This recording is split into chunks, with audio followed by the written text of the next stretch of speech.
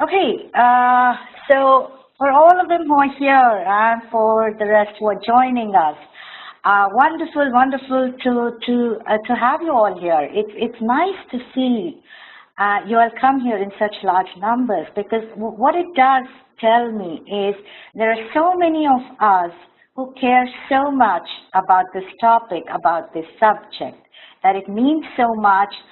We recognize the value and we want to do something about it. If this is the enthusiasm, if this is the commitment, then I'm sure we can make a difference in trying to bring in more of the gender diversity, okay, the initiatives that are there. So what is the talk about today? And now basically, I'm going to talk about three things, okay? One is about women networks. Second, networking. So if women networks are giving us that opportunity to basically network, then what skills do we need to actually make use of those networks for fulfilling whatever goals or objectives we have? So I'll also touch upon a little bit about networking and some tips, of course, and a little bit about social capital. So, interesting thing about social capital. Now, I really want to see the ticks here. How many of you have heard about social capital before?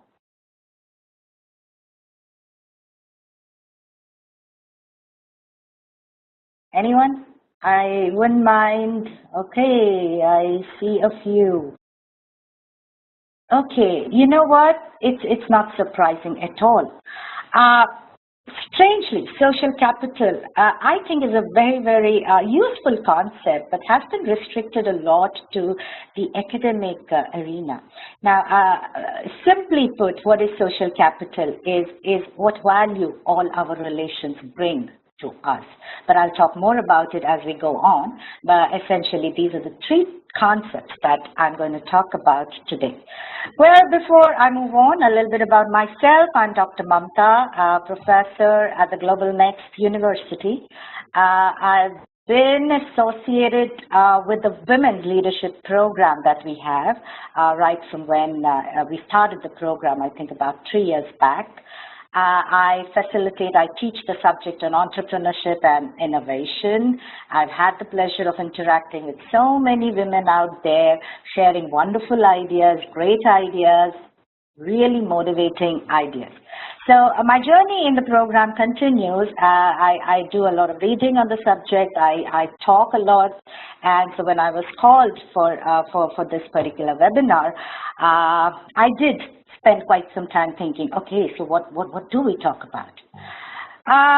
Of course, I used my social capital. I talked to some friends, asking them, so what is important on the subject of all right, sorry. Jayanti, yes, the session has started here. We just started the session. I'm just introducing myself. Okay. So I talked to a few friends to find out, so what exactly is important, what are corporates really paying attention to today in terms of women initiatives and women representation? And she said, networking. And I said, oh, okay. Interesting. Then we talked a little about it, and then I just thought that, you know, we're surrounded by so many networks, whether out of choice or because of our association, because of our employment. We just have so many networks around us. And then I'm looking around and I'm seeing there are so many women networks as well. Every company today probably has an initiative for women leadership or women representation, gender diversity. So what are these networks doing? And I then felt that, you know, if there is so much happening in this space, then maybe we really have to find out more about what it is that's happening. What are these networks doing for us? Are we able to leverage what these networks are really giving us? And what are the skills that we need to develop to actually leverage these networks? So that is what ended up into this talk. So I'll take you through the session. Please feel free. want you to treat this as an interactive session. Anything you have, please post in the chat. I can interrupt and we can make this a discussion. My idea, of course, is to say whatever I have to say in about 30 to 40 minutes. And then we give ourselves about 15-20 minutes to actually discuss and interact. Savita says she cannot hear. Can I have a tick from the others if you all are able to hear? All right, what I'll do is switch off the video. Should probably make things easier. Okay. All right, you're able to hear. Great, great. Okay, so moving on. Again, a quick check. How many of you have read this book, Lean In by Sheryl Sandberg? It's kind of become a Bible lately. And if you haven't, I would really recommend that you read the book. No, not that it can offer all the solutions for us, but it is something like having a women leader come out there and talk to you. So when they say things, you relate to them, you connect with them, and you feel, well, she had a family, she had the responsibilities, and if she could do it, I can do it as well, right? So that is the sense you get when you read the book, and that, of course, has influenced the title of this talk, Grab a Seat at the Table.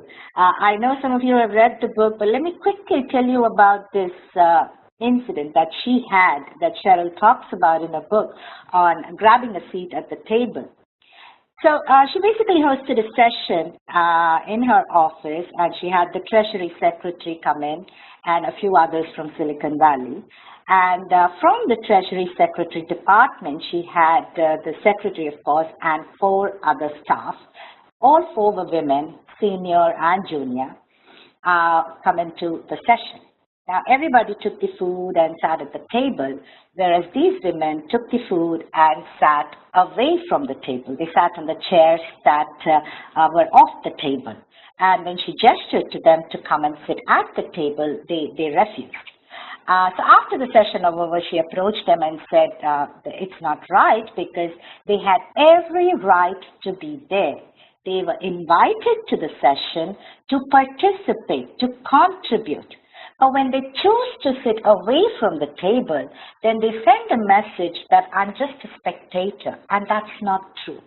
So all she is trying to say throughout the book is take your opportunity. That invitation to be there was an opportunity. But when you sat away from the table, you gave up that opportunity. You're telling someone that this is not very important for you, and that sends a very wrong message. So the book gives a lot of solutions, of course, but coming back to the talk, one of the solutions was, of course, the importance to connect, importance to network, why we need to bring in these connections, and that's the theme of the talk here as well. And like I said, just the realization that we are surrounded by so many networks, your family, your friends, your professional networks, and today, all your WhatsApp groups, your Facebook page, your LinkedIn profile, your LinkedIn groups that you're part of, all of these are networks. So whether you're aware of it or no, we are part of these networks. Now, how can I actually leverage these networks? That is what we are interested in.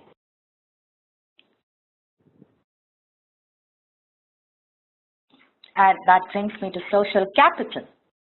Now, just forget the definition that is there if it is too complicated. Let me put it, can I repeat the name of the book? Okay, let me go back to the slide, Praveena. It is Lean In by Sheryl Sandberg. She is the COO of Facebook. Okay. Simply put, what is social capital? Well, we are part of all these networks. But what is the value that I'm getting out of these networks? Tomorrow, if I'm told that I have to move to Australia for a work assignment, I go and put a post on all my networks, on the so many Facebook groups that I'm part of. And I ask that, okay, I have to move, so I need help. How do I look for a job, or what school should I consider? What are the things that I need to look out for? And the responses that I get there determine my social capital. So if I've done a good job on these networks, if I am an important member in those groups, then I'm going to get a whole lot of responses. So you will tell me, okay, so what's the difference between networking and why really the social capital is important? Because it tells you that out there, it's not just about a network. It's about a community.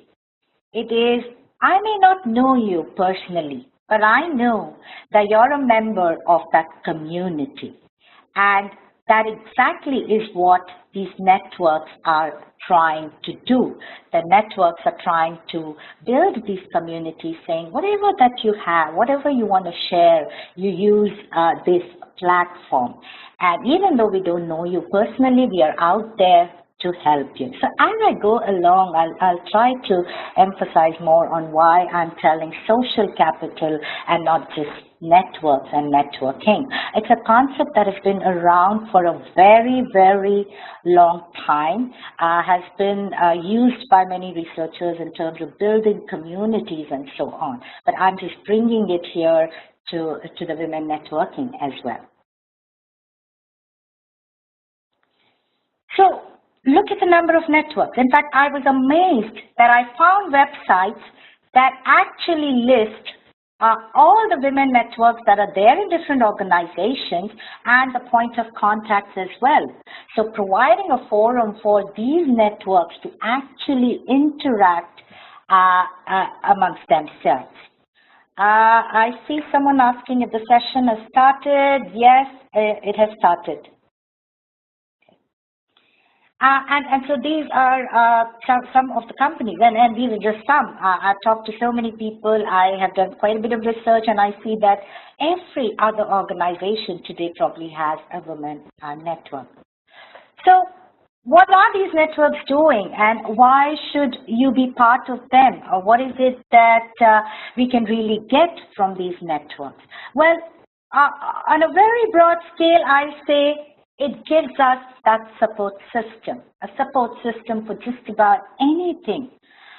Motivation and inspiration, because what these networks do is bring in these guest speakers, bring in these women leaders, get them to share their journeys and experiences with you. Obviously, this gives you a chance to not only connect with these people, but also to listen to their stories and be inspired. Same thing, like I said before, if they can do it, then I can do it as well. They also provide a forum saying that now here you have a forum, bring up your issues. Lot of times, and I have to say this example, it again comes from the book.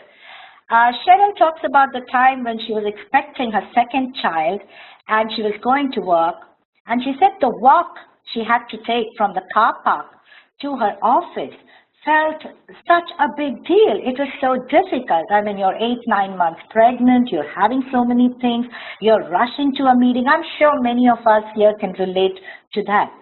And strangely, when she mentioned it to her husband said, well, in Yahoo, we have car parks for expecting women. She said, well, such a simple solution. I wonder, all right, just a second. I think many of you have problems with the audio. Shweta, can you please check? Can I get a tick from the others if some of you are able to hear me at least?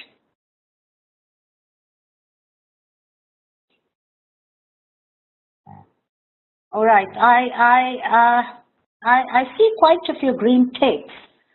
So I think the rest of you have to probably just check your network connections. Sorry about that. Okay. The forum, and then, okay, going back to the example, so she said it was such a simple solution. It's sad that I never thought about it. And of course, she was a CEO, so she could approach Mark and said, we need to get this done, and she got it done.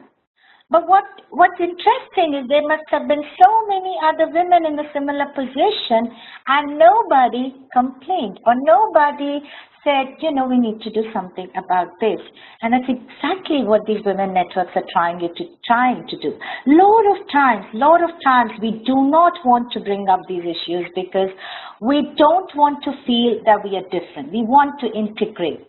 So when I say, talking about my family or my responsibilities, the stuff I have to do at home, we don't want to talk about it because we feel, what will others think? Now, that is what these networks are telling. Bring up these issues, which you may not feel comfortable talking about elsewhere. Here, we will discuss, we will aim to resolve them, we will lobby if we have to bring about a practice or bring about a policy change. Coaching, mentoring, learning through all the many sessions.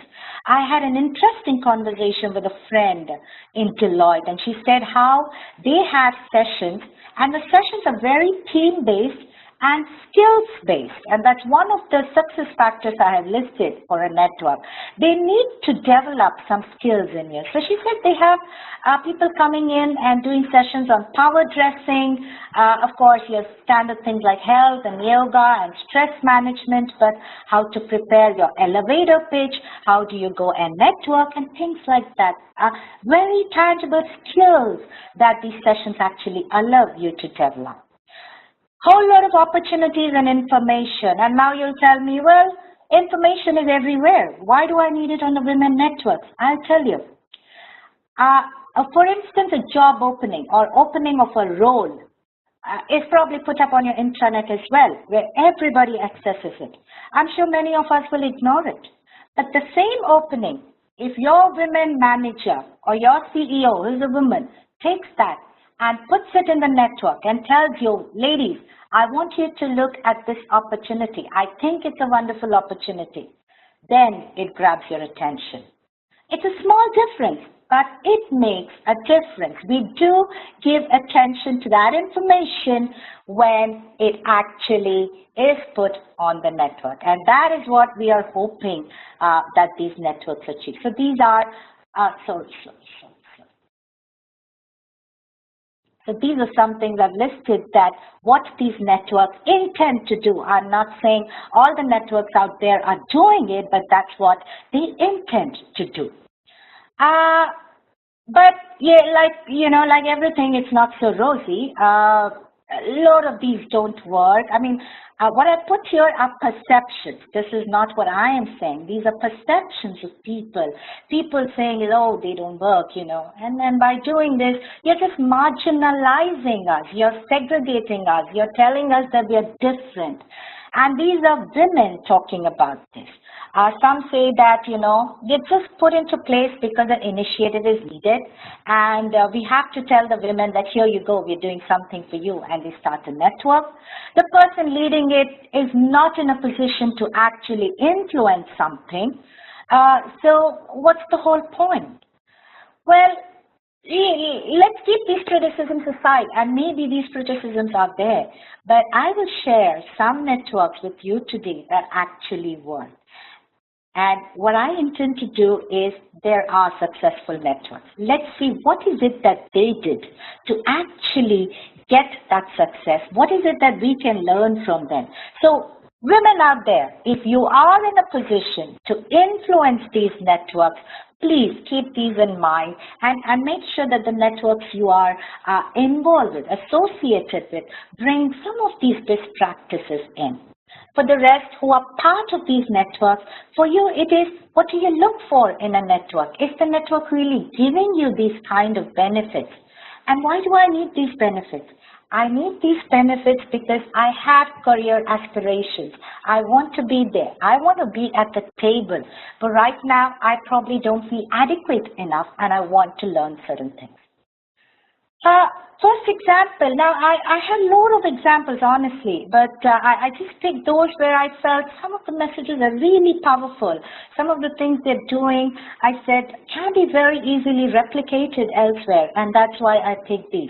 General Electric, their network, their women's network has been there for a very, very long time. It has helped them, their numbers are amazing. The key thing here I wanted to point out was the Leading and Learning Summit, just like one of those conferences which these women networks host. But what they did differently is they said this conference is not going to be just for internal people. This conference is going to be opened up to our customers, to our suppliers, clients. We are going to extend it. And by doing that, it so happened that the speakers they called, the agenda they put in place 1 year was fabulous, and everybody enjoyed the session. They felt they learned a lot, and they felt it was a wonderful opportunity to connect. A lot of women in GE now started coveting for an invitation. They wanted to be part of that network because they said, we don't get the chance to interact with clients. So that conference kind of will allow us to connect with people outside, but people we work with on a daily basis, right? So that was the power, just extending that network and opening it up. And then you had speakers, high-profile speakers willing to come and speak and share their experiences. The second example, Best Buy. Okay, what I really liked about them is their forum was called the WOLF, basically Women's Leadership Forum. What they did differently is they said, we will have this network, but you know what? You women are going to be involved with something really serious, something related to the core business. They created WOLF packs, the basically teams across the world, different regions. And each pack was involved with an innovation project. And this innovation project was related to a real business issue or a business problem. At that time, they had a problem that they don't have a good enough share of female customers. They were not able to appeal to the female customers. So they now gave one team had to work on redesigning the stores to appeal to female customers. So if you look at it, the issue required the women touch, it required the women perspective, but yet you are contributing to a serious business objective. Several benefits. Not only does it make you feel that you're involved in something serious, something important, but it also gives you an opportunity to lead what the project and to connect with the rest of the organization. Remember, we want to be integrated and work alongside the men. We don't want to be treated separately and be segregated. So in the process of these projects, they managed to achieve that here you are, this is your project, you will work with the rest of the organization, you have your deliverables, you have a timeline and a target, and you have to achieve this. So this worked very well for them. They started recruiting a lot of sales managers, the turnover of women managers reduced, and the share of female customers went up. Deloitte, you will find a lot of literature on this. They have one of the successful networks. They boast of one of the highest figures of women representation. And also a high percentage in terms of women in the senior ranks. Now, what is it that they did differently? Again, I gave you the example before. They had a lot of team-based talks where they focused on skill development for women. But most importantly, what they did is, and this didn't happen immediately, okay? They had this program for some time. They figured what works and what doesn't work, and very recently they moved to this idea called inclusivity. So what they're saying is, if a women network has to achieve its objective, if any initiative has to achieve an objective, it has to meet the needs. It has to make sense to all the employees. So rather than launch an initiative and say this is for women, they launch an initiative and say this is for everyone. what hit me was this on mass career customization. A lot of times it's women who say, okay, we need the maternity break, and after that probably we want, extended leave or working from home and those kind of arrangements. They said it's true, but we won't give that only to the women. We let every employee of Deloitte customize their career. So if you're taking up a course to study or you're planning something for the next year, your work is going to be affected, or you're going to want to work from home, or your login hours are going to change, they allow you to customize your careers. Okay, and that kind of work. They use, of course, a lot of social media, but what worked best and what the male executive said is important is that the initiative makes sense to everyone. So we are truly actually bridging the divide. Now, what Deloitte also did is they sponsored a study to find out about gender differences. And they actually had workshops where they would share these differences to everyone. So the workshops were held for all employees together, not just women or men. And they would share and say, women function this way. So if you're entertaining a women client, then what are the things you need to keep in mind? When you're communicating with women managers, what are the things you keep in mind? So it makes sense to just about everyone. If you're a woman manager leading men teams, male managers managing female employees, it just about mattered to everyone. So these workshops became a huge learning, and not only just for your career, but for your learning in terms of your business, your work, and just about everything. So just to sum up some of the success factors, and let me emphasize, what I'm trying to achieve with this slide here is when you are part of a network, or if you can influence a network, feel that you have certain practices that are actually making a difference. Okay, are these networks able to lobby for change? Do they have that influence? Who is the person leading it? Are they in a position to actually influence any change? Is there accountability? Is it part of their KPI? Because that's important. Are you solving a real business issue? Because if you are, then you know that there is a commitment from everyone involved in the company for that network. And I really believe in this, that we need to focus more on balanced networks and not on, creating women networks as such. It is about giving us or equipping us with the skills or the knowledge and the learning and the confidence or whatever we need to integrate with the rest of the organization and work together. So that's something very powerful, and include the extended organization. This particular point, I just added it this morning. I was talking to a friend yesterday, and I'm telling her just to find out, so what is it that your company is doing about women networks? She was lost. She had nothing to say. She said, what are you talking about?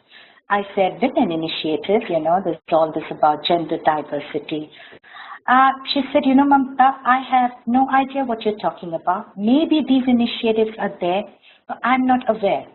And rightly so, because she works on site. She has been with the client for the last 6 or 7 years. So she feels that maybe I'm not at the headquarters or in the main office. Maybe I'm on site, so I'm not involved. So this is something we need to keep in mind. I know a lot of you over here work in similar kind of arrangements. So step up and go back and ask your organizations if there are any such initiatives and how you can actually be part of them. Okay. Well, so we have these wonderful networks that are out there, and if we are lucky, then we'll have these. They will actually help us. But that is just the opportunity. Going back to the story, the opportunity was the meeting. The fact that the women did not sit at the table is something they didn't do. So we still have to network. We still need to do whatever we have to do to be part of that network. I don't know how many of you find networking comfortable. I can comfortably say that I'm not cut out for it. I'm not great at it. I try to improve. I try to get better. I try to find ways to deal with it. But I know this is a problem for a lot of people, not only men, but not only women, sorry, but also men. I've seen a lot of articles in HBR talk about the issue. So we need to network to actually be able to get the value from this networks. We know it is important, okay? So that acknowledgement is there. We've heard it over and over and over again, why it is important to have professional relationships, why you need to have your LinkedIn profile, why it is important to connect and how it will help you. But the issues, well, maybe the personality, maybe we are shy, maybe we don't have the time, maybe we're not comfortable with the social networking tools. I've gone to the extent of finding people who tell me that I don't see it as a value, or I feel that, it is kind of manipulation, or I feel it is not of opportunism. It's like being opportunistic, so I don't like it. So a lot of these reasons, yet we know we have to do it. So some things that I want to share with you. Well, there are some creative ways, and again, if you're associated with networks, please make these suggestions to the network.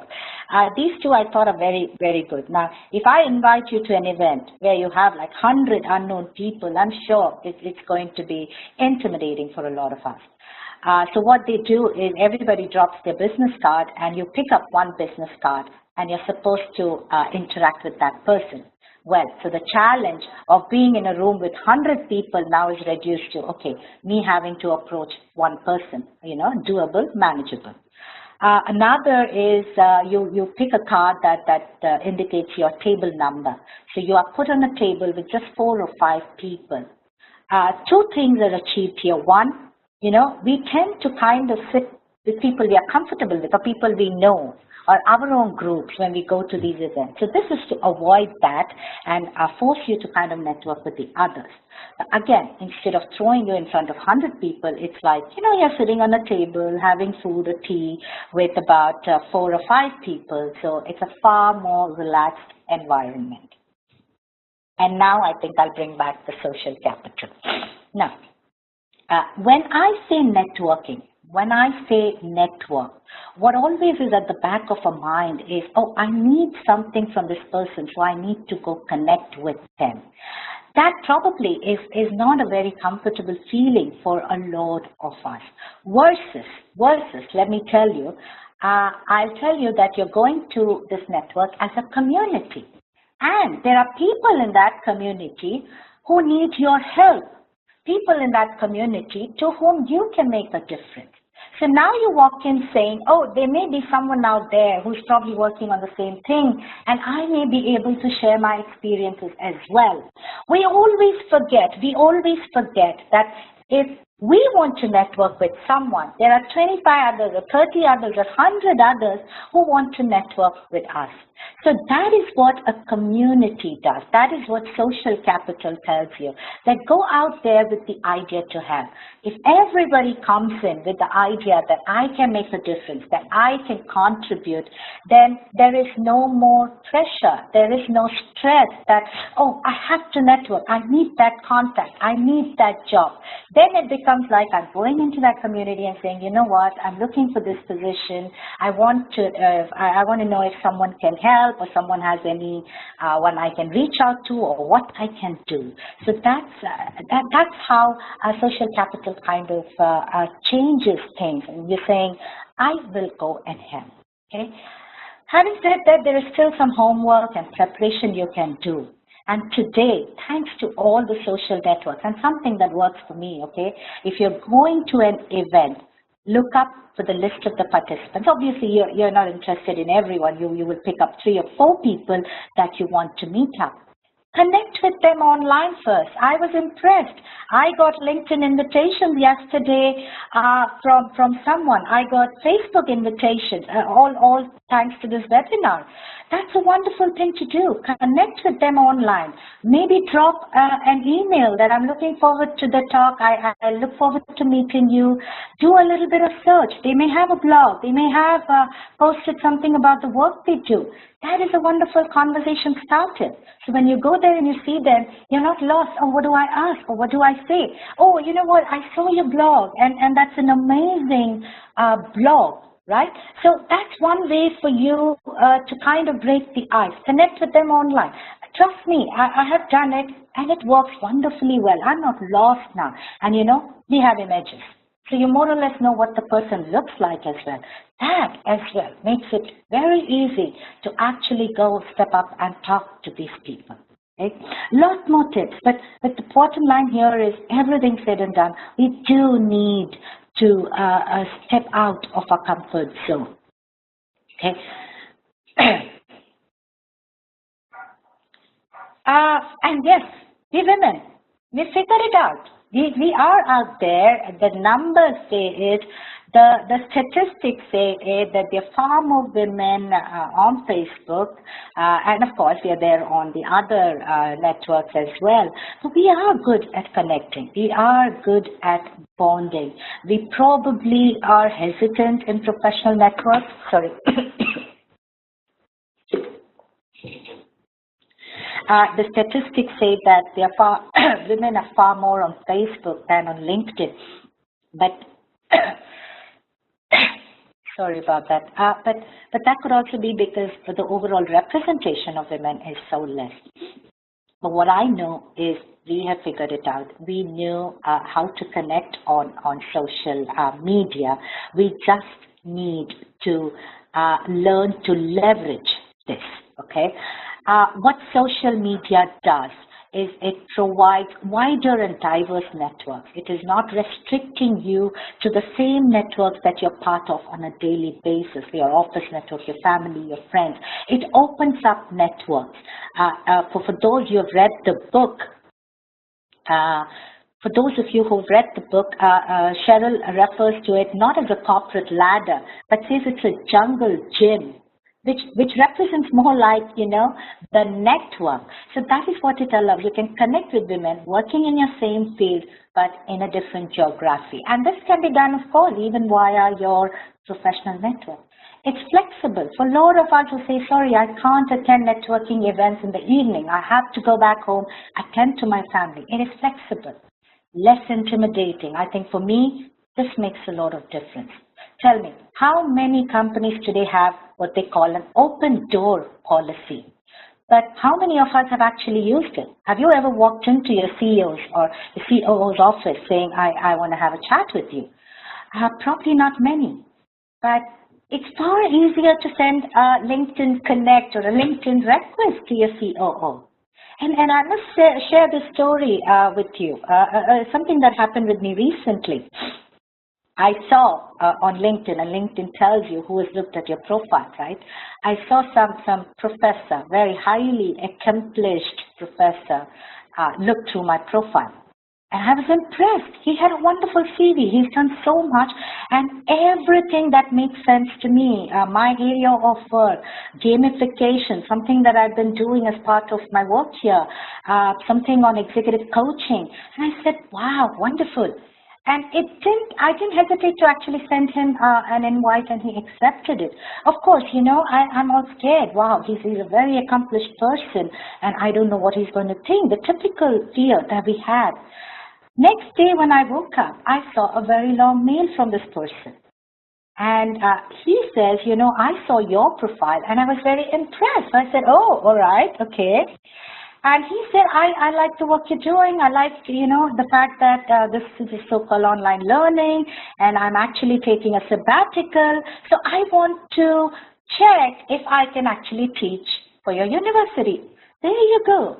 It doesn't matter what their accomplishments are. It's like everybody probably needs something, and you may offer that connection to them. You may offer that value to them or that help to them. Okay. There are lots of us, despite all this, I know it can be less intimidating, but there is something called social media anxiety as well. I know a lot of us are on Facebook, but we don't really go ahead, comment, and post. I spend every 30 minutes every night reading my articles on LinkedIn because I'm part of these focused groups. But I do hesitate to comment, just like, oh, I don't know how they'll perceive. You don't know what they're going to think, right? And here, one tip that's not in the slide, but I learned this from a friend again, who had all of this fear, but who heavily uses social media to promote her work and to market her work. So she did not have a choice. She said, I had to solve this problem of anxiety. So she was telling me one day that she has set herself this target, that I have decided that every day I'm going to post or make one comment online. But I won't do it on Facebook. I'm still scared to do it on Facebook because I feel a lot of people know me. So I'll go to some of those blogs that I'm reading and I'm going to comment there. Whatever it is, she has taken a step to address that social media anxiety, right? So there are a lot of tips and a lot of help you can get out there for you to address those anxieties. And this is a friend I was talking about who gave me this information from IBM. I think Lavanya is here with us on the webinar as well. Thank you, Lavanya. So she was the one who told me that IBM is now focusing on networking. Their emphasis is connect, internally as well as externally.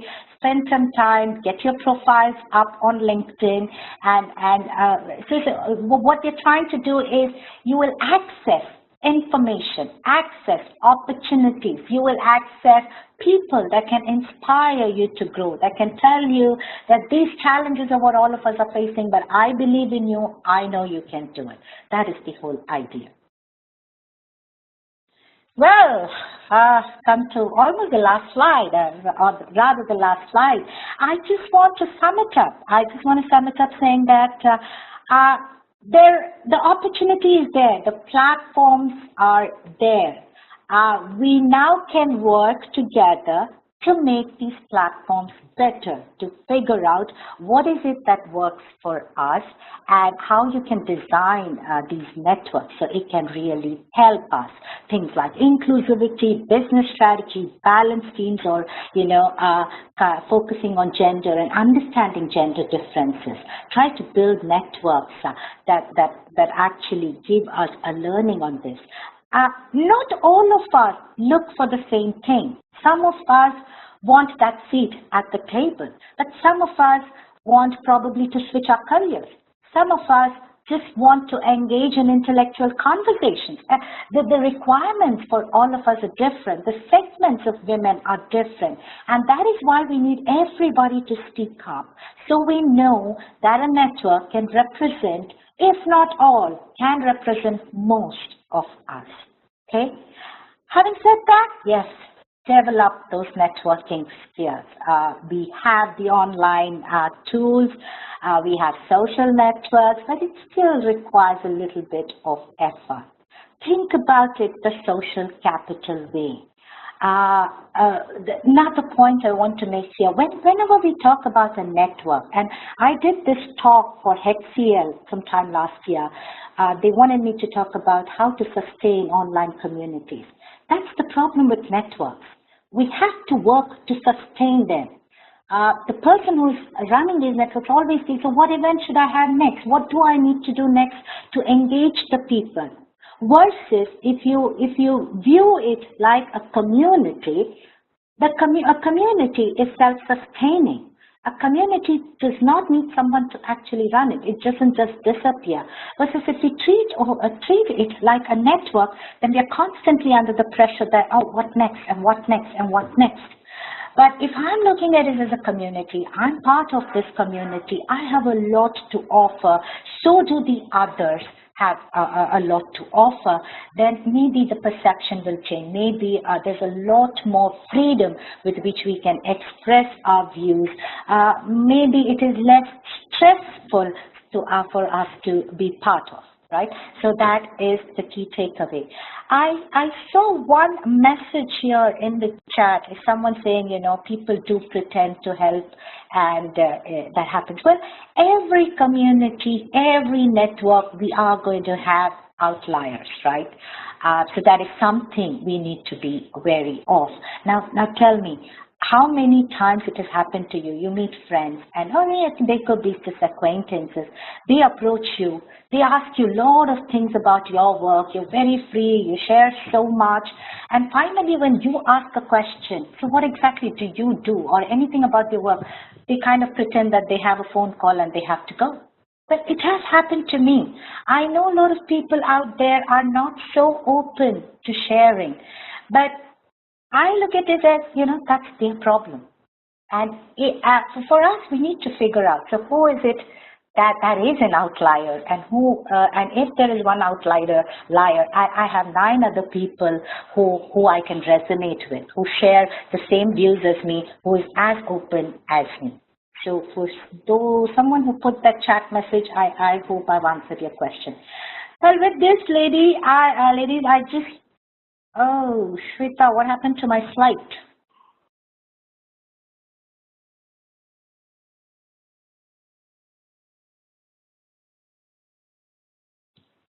Sorry, my slide seems to have disappeared. Shweta, you there? Yes, Doc, just give me 5 minutes. I'm checking on it. Sure. So while Philip helps us get the slide up, anyway, I was on the last slide.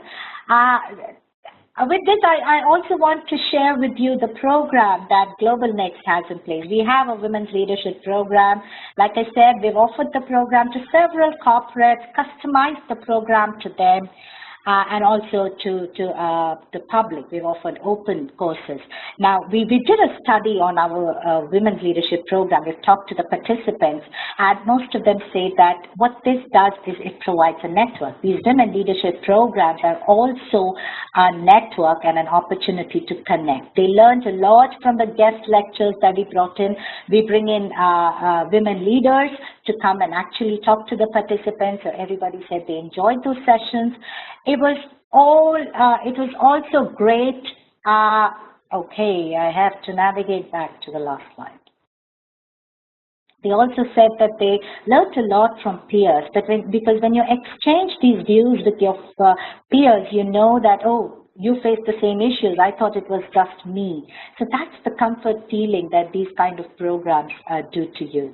So this is our Women's Leadership Program. Any information you need, I think a quick click of the slide will help you. You have the contact numbers there. You have our email IDs. You can always reach out to us if you have any information about the program. Okay, now that I've shared about our program, I'm waiting to hear from you all, your views, your experiences on networks, and if there's anything at all you want to share, okay? You can use the chat box, put your messages in the chat box, or you can also ask for the mic. So I already have someone here. Could you suggest some networking sites for a newbie, something to start off with? Definitely. I'm taking note of what you all need. I will compile a list. I have a list with me. I will send the list along with the video recording of this session. Okay, I know a lot of us need these kind of networking sites. There are articles on HBR, just to direct you. If I'm not wrong, I've also seen groups on LinkedIn for the same purpose, okay? So yes, but I will send you the email on these networking sites. Someone else said, yeah, I'm a little introvert and bad at networking. I want to build. Can you help me with these platforms?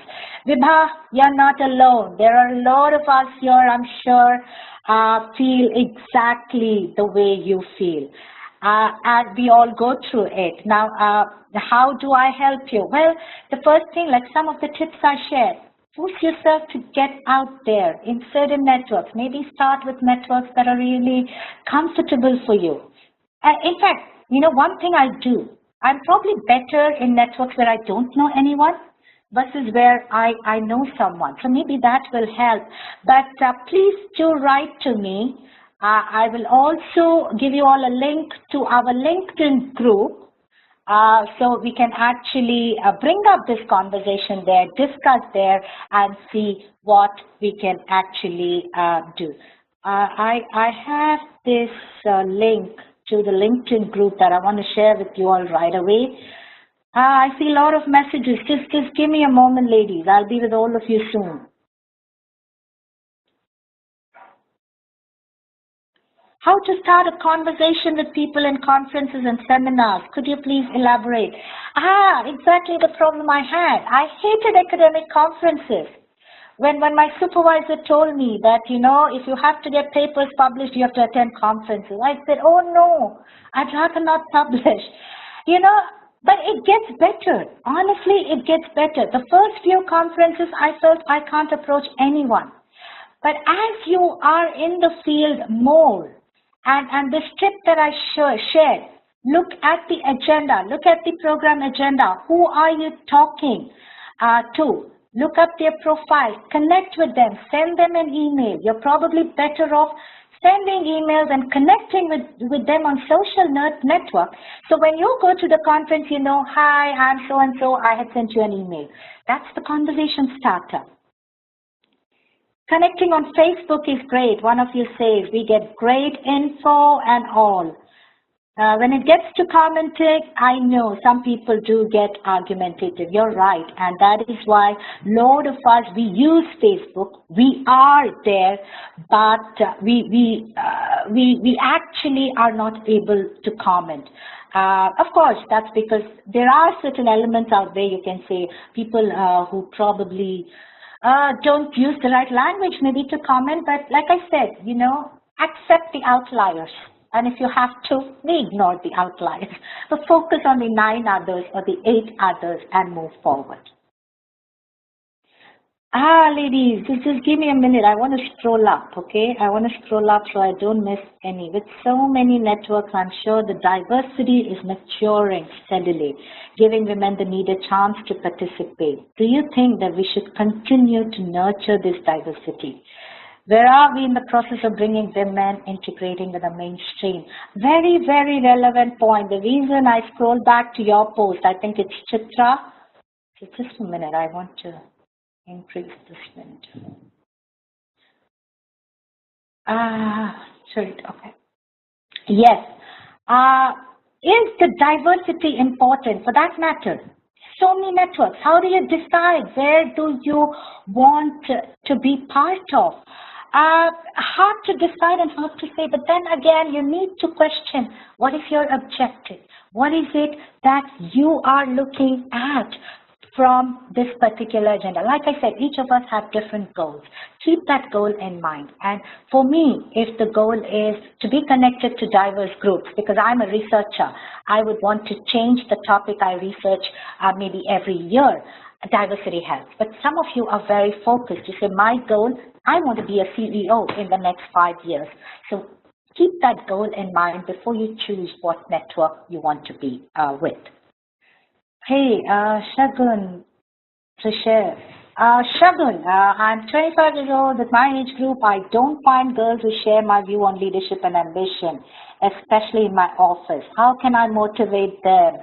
Wow, it's wonderful, wonderful that at 25 you're talking leadership and ambition. Shagun, keep trying. I'm sure you will find someone that will resonate with you. I do that. You ask my friends, I nag them. I nag them about the work I do till they actually give me information. Some of them probably find me newsy, but I try for that knowledge. I'm thirsty for it, so I do it my way. And of course, I offer my help to them in whatever way I can. So keep at it. You will find people. If not anywhere, go online. You will find groups that will share similar ambitions. How often should we talk to these people, especially over phone? Adesha, I'm not sure if I lost that train of thought, but I honestly am not a very phone person too. And with all the time zones and the geographies, I don't know if phone really works. But what I do is I ask them, What is the best way to connect with them? Do they prefer LinkedIn? Do they prefer Facebook? Do they prefer WhatsApp? What it is? And then you bring the conversation up. Okay. There's a question from Tasmeen. How do you join the Women's Leadership Program? Tasmeen, if you're referring to our program, please just email one of us and I'll direct your inquiry to the salespeople that will actually give you all the necessary information. Okay. For networking, fear is about communication, about language. Yes, a lot of us, I think we don't because we feel it is the fear of language. You know what? You have already solved 50% of your problem by identifying the problem. If you have been able to identify that language is your issue, now you have to go find a solution for that.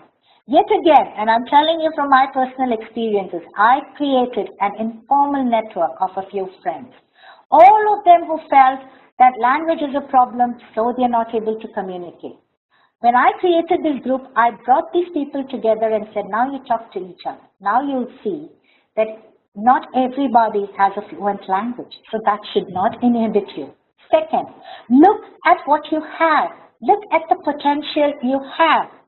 And people won't believe you when you tell them that they have potential. So I have to take them to groups where they can identify with the others. For instance, homemakers.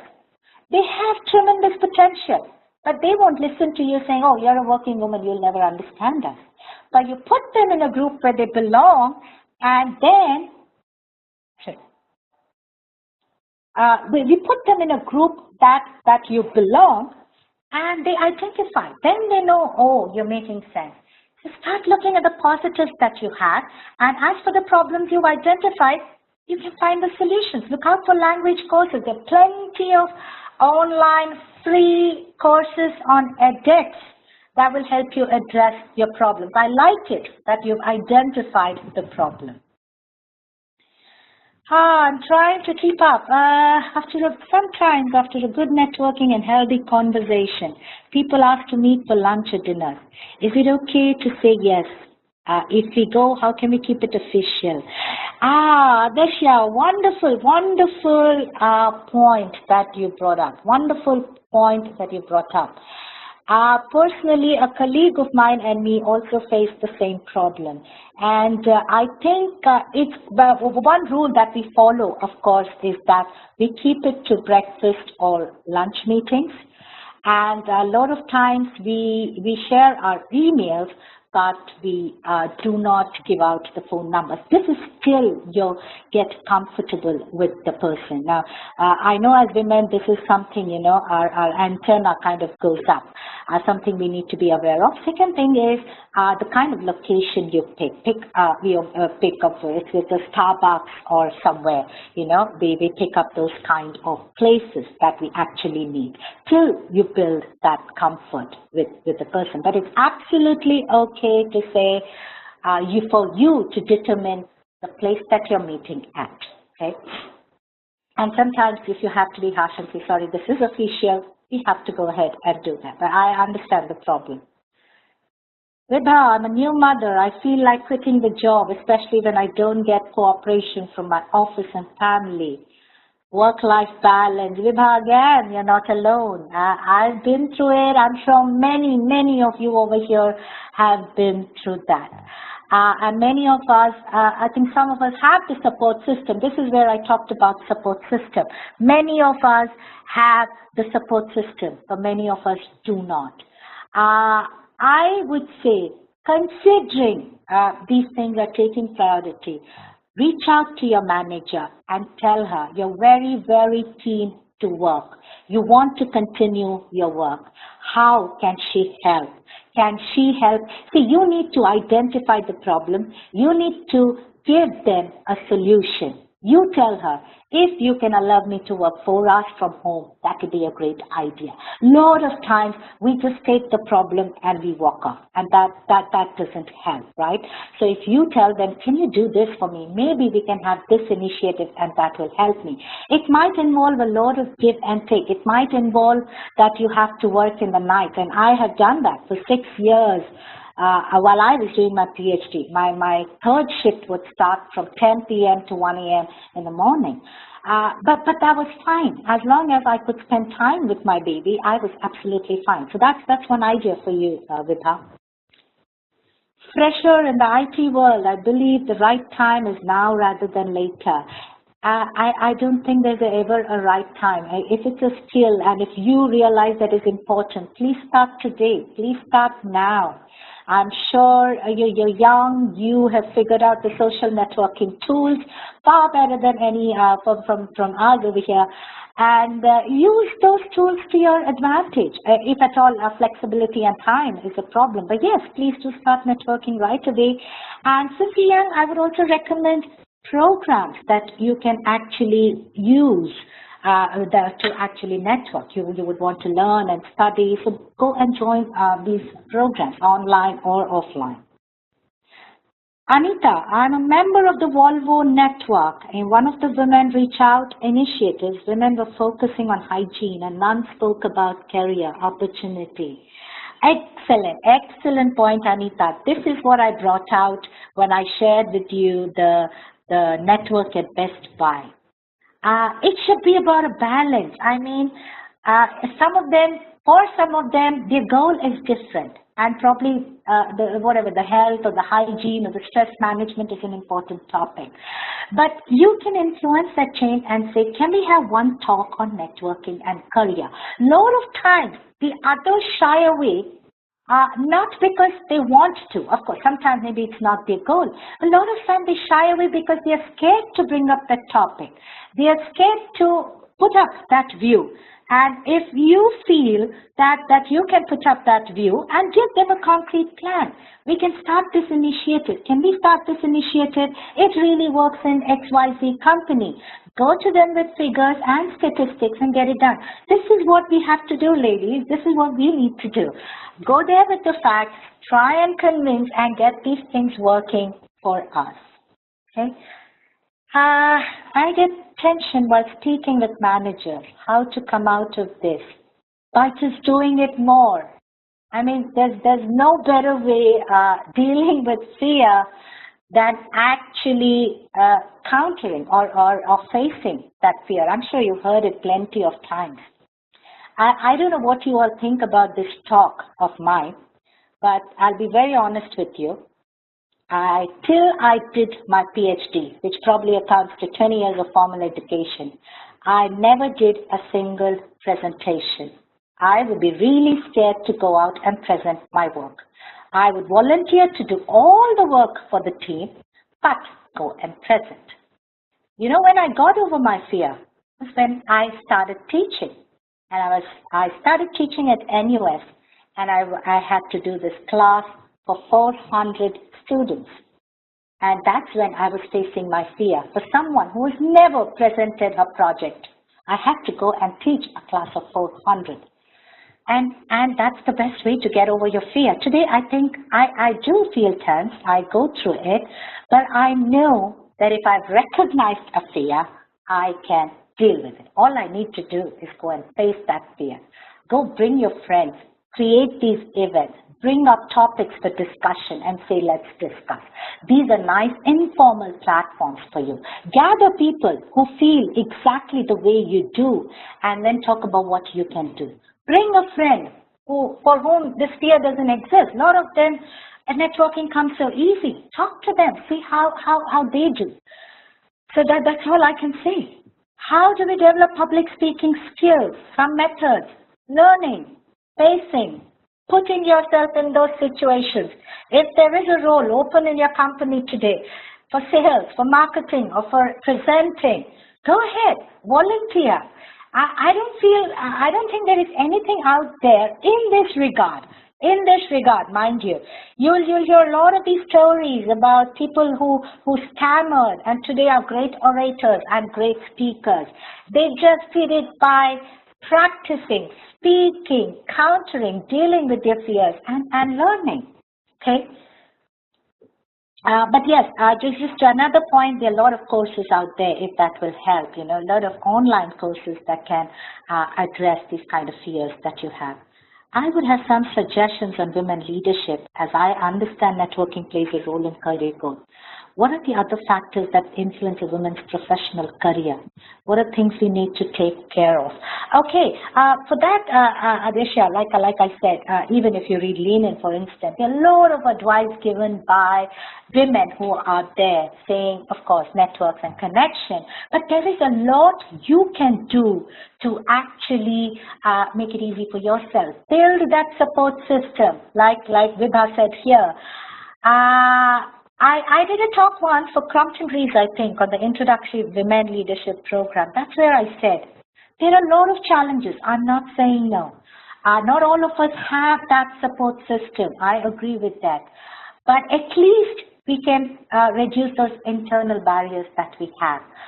Things like even Cheryl talks about, things like we want to be the superwoman.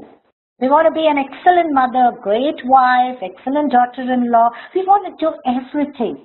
Probably we need to tone down our expectations and say, if this 5 years requires me to focus on my job, requires me to go learn something or do a course, then maybe the other things in my life will have to take a back seat. I read a wonderful blog. I will share this on the LinkedIn group by a women professor who served in the public policy. Wonderful blog. Her gist was this: everybody says you can have it all. But ladies, we can have it all, but not at the same time. So figure out these things that it's okay. It's okay if they cannot give 100% everywhere, okay? So these are some of the internal barriers as well, Adasha. A lot more issues I think I will start sharing on the LinkedIn group, considering I know what is it that some of you are looking for here. I'll take a few more comments here before I actually end the session, but trust me, the dialogue is not over. I'm impressed that you all are here and you're sharing so many things with me. Feel free to email, feel free to connect with me on LinkedIn, join our LinkedIn group, and I'll make sure that these kind of conversations go on, okay? Quickly some more. All my teammates are male. Do I communicate? There are situations I found they're sharing info within their group. I miss out. How can I handle the situation? Sneha, a wonderful situation to be.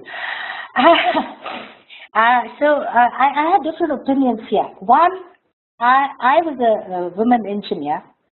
I was the only woman engineer when I was working with BPL in India. And I had a shop floor job, if you know what it means. That is, I was not in the office, I was on the shop floor, the only woman engineer. The rest, everyone are males. And I was aware of this when I took up the job. But I don't know, maybe I was headstrong or what. I said, I don't care. Did it work well? A lot of times I felt like you, where I felt people are not sharing with me. I don't know. One such moment, I just walked into the vice president's office when we had an interview or an appraisal session, and I told him, this is what I feel, that people are not listening to me. The next day, he was down on the shop floor asking my manager, the shop floor manager, why is it that he has not taken my feedback? Basically, make noise. Sometimes you just have to make noise. Build a group of these women who feel the similar things and bring out these issues. Honestly, I don't think they do it because they want to exclude you, but a lot of times it is an uncomfortable feeling for the men to have you around. Okay, so they are also doing it because it's an uncomfortable situation, and that is where I felt gender studies, workshops that explain these gender differences. When I bring men and women together and I'm showing them this is what I think, this is how you think. So go and put these suggestions to your reporting managers to see if they can actually help out. Okay, and have these sessions that can help all of you. I hope I've given you a solution there. Being a woman, networking with a lot of people puts privacy in personal life. Agreed. And with social media, social networking, I know that privacy also becomes an important part. But I've had some suggestions from people who said you have an official Facebook page and a separate, a personal Facebook page. I know it gets too much to handle and too many channels to be. I also do another thing, and that is I'm very picky and choosy about the connections. I've heard a lot of people call me arrogant, a lot of my friends, a lot of my school friends, but I don't accept a request if I can't remember who they are and if I don't know what they're doing today. Honestly, I do that, and I've been told that you're very arrogant. But I said, you know what, I'm just safe. I'm just trying to be safe because I have my entire profession here, my work here on the social network. I can't take a chance. Okay, so if you understand, that would be great. So next time you're sending a request to someone, please send in 2 lines that I'm so and so, and the reason I want to connect with you is this. So we know why is it that someone's trying to connect with you. Okay. There are probably a lot more solutions, but I'm trying to just take in some more comments here. In my team, I find that higher ratings are given to men who stay at live. Women don't stay late, as it is not safe. Exactly, Kanimuli. That's the issue that we brought up in Women Networks. The reason we want these networks, the reason we want these studies, and we want these studies shared with everyone, is to bring that understanding to everyone, including managers. And you know what? It's not just men managers. A lot of times, women managers would probably say, "Oh, why can't you stay late?" Right? So these networks will tell you or bring it to your attention that how can we deal with this problem? It is a very valid problem. I cannot network at night. I cannot stay back late at office. So if you want me to log in for 2 hours after I go back, I will do it. As long as the KPIs are determined, really, why do we need to actually be logged in? Basically, talk it out. Bring these issues out and say, how can we work at a mutually beneficial solution? I want to be there. I want to work. I want to contribute. But these are my problems. Can we find a solution? Okay. All right, I could go on and on, and maybe, you know what, a couple of minutes more. I don't mind as long as there are people here. I'm sure a lot of you have these sessions. I've just shared a link here, and what I want to do is I want you all to take some time to give me a feedback on what exactly about these kind of sessions you like, and what are the kind of sessions that you think will help. I got a lot of input from your chat messages here. You'd look for focused sessions on skill development, and I'm going to keep that in mind, and we're going to plan sessions accordingly. But any more feedback, please do share with us, so when we design a program or a talk like this, we know how to design them, or we know what exactly to deal with. It's really your input and your feedback that you know, or for that matter, all of our input and feedback to make this community thrive. Hey, Mohini, I'm 26, I'm an extrovert. So my thinking is people should pass on their good ideas and initiatives. Mohini, I agree with you. A lot of times I'm very open to sharing. I don't hesitate to share information. I do end up getting into a lot of problem as well a lot of times. And I do face those situations like I mentioned earlier. Remember, when I ask a question, they just disappear. Nobody wants to share. But I tell myself, because of that characteristic that I have, I'm not an extrovert, but I feel that if I know something, and if I feel that something is going to help someone, I will say it. And thanks to that nature of mine, today I think I can say I have a wonderful social capital. Any talk I decide to do, I have friends who are willing to help me out, willing to talk to me, willing to discuss with me. Sorry. So if you have that, you use that, you build your social capital, and eventually people close to you will come around. When they feel, when they see your intent, when they see that it is your passion to share that knowledge, they are actually going to connect with you. And you're probably going to be the catalyst for change. That is what I tell myself all the time. How to deal with being typecast or stereotyped by managers or people of other gender is only a perception issue or a reflection. sorry.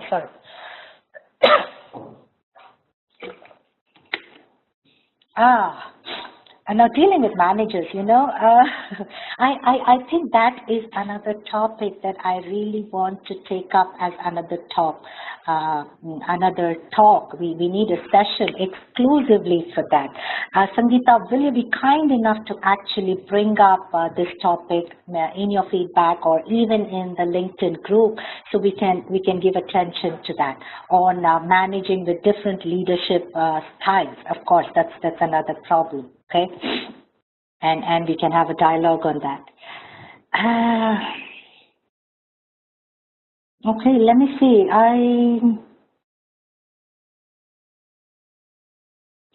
One of you has said that my talk is quite energizing. Well, wonderful. Thank you so much for that. I think I've kind of taken most of the comments. If I've missed some, please forgive me. And I tried to address all of them, but I'll be more than happy to take these discussions further. Trust me, this is a very passionate topic for me and for the rest of my team here at Global Next, for the faculty who teach on this program. I'm going to share all these topics with them so they can keep these in mind when they deliver the program and continue the dialogue with you all over here. Oh, sorry, one last comment. I've been to conferences, not very comfortable talking to panel guests. My point is those who connect are lost once. How do you keep your connections going? Yes, again, a valid point. And the point is, do you want to keep all your connections alive? Sometimes I feel it's just not possible. That's another expectation that we have of ourselves, right? I have 50 friends. How do I keep my social circle thriving? How do I always keep connected? It is not possible. So, and some time of your work, maybe certain connections are important, but you don't want to sound or be opportunistic. What I do and what we can do thanks to social media is, if you are connecting with these people on LinkedIn, every time they post something or publish something, like it or comment on it. That tells them, or that reminds them that you are following them. That's a small way. And I did this with this person that really, that approached me. Remember, I talked about sabbatical. And he recently, I was supposed to get back to him on something and I didn't. So, but he posted something on LinkedIn and I just went and liked that post. I quickly read what it was and I liked that post. Immediately there was a message from him. Of course, in this case, you could say that there's something that he wanted from me and hence he's responding. But that's a good way. Stay connected with them by just liking their posts and commenting on their posts. But be prepared that you may not be able to keep all your connections, live all the time. That's fine. How should we communicate if credit is good? Deepika, I think I will take this comment of yours, this question of yours, in maybe the next session or in the thread on leadership styles and how do you manage with different kind of leaders. So, ladies, that's about it. Now, wonderful having all of you here. As much as the session meant for energizing or informative for you, I must say, in the process of preparing this talk, I learned a lot. And it gives me a lot of knowledge. It opens up my network as well. So I enjoyed it and I learned a lot from all the questions that you have given. Thank you very much for being here. Thank you for sharing all the feedback and all the questions. Anshu, I see you have a question. Please, please do send it over email and I'll take it forward from there. Okay. We will all have to sign off now. Once again, thank you. Thanks to all the support team, Shweta, Philip, and the rest of you that were here. Please feel free and connect with us on email. Have a great day, everyone.